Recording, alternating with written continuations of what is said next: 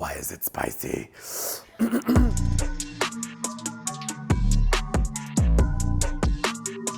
Hey Ghoul Friends, I'm Adrian, or Ayden. Either way, you are watching Spirits and Hexes. Welcome back, and if this is your first time, thank you for joining us. Pull up a seat to the seance table. If you're new, this series is basically me combining my two favorite things, which is scary stories and drinking. Now in this episode, we are going to be making a dancing with the devil. This is a bourbon-based recipe, and while I make this drink for you, I am going to tell you the story about the girl who danced with the devil. Before that, you are going to need 1 part sour, 1 part triple sec, 1 part passion fruit juice, 2 parts bourbon, 2 dashes of Tabasco sauce, and a cherry to garnish. Let's go dancing. This recipe is pretty straightforward, and so is this story. What you're gonna do is take all of your ingredients, toss them in a shaker, shake it up, and then garnish it with a cherry after. And let me tell you about this story. The story goes is that a young woman, a young pious woman who grew up pretty sheltered, decided to have a night on her own for the first time in her life. She was a young woman, she wanted to experience life, so she went out to a local dance with her friends.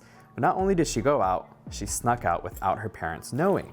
She gets to the dance, the music's bumping, she's having a great time with her friends, and she's approached by this very handsome man. Let's say he's tall, dark, and handsome. And he asks her to dance, and it's as if the world around her just kind of disappears. And it's her and him on the dance floor. She's having a magical time when suddenly she hears the horrifying screams of the crowd around her. She's confused and she's looking around and she's still dancing and she doesn't know why people are so scared and why they're screaming. And then she realizes that they're all looking at her while they're doing this. Then she looks at her dance partner and he has this look in his eyes as if there is no look in his eyes.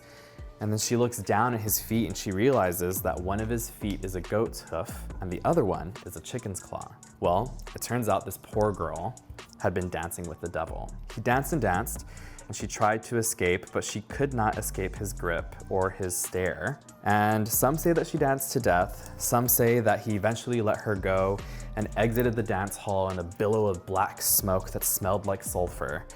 And I grew up hearing that this story happened in a club called Boccaccio 2000, which I believe is in Mission, Texas, or was. But you can ask anyone across Texas, and they will swear that it happened in their city. I personally think it happened in the RGV, shout out 956. But again, like many of these stories, there are different versions, different areas.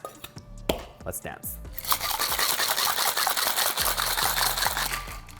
So in a chilled glass, with or without ice, it's up to you. I happen to like the ice. You're going to strain your drink into it. And then you're gonna garnish with a cherry or 2. I've added some extra cherry juice to mine because I like the flavor and I like the way that it looks. Now, a lot of people tell this story for many different reasons. Some say that it's a cautionary tale warning young women against disobeying their families and hanging out with strange men. Whatever the reason you think it is, just be careful who you're dancing with. Let's take a sip of this.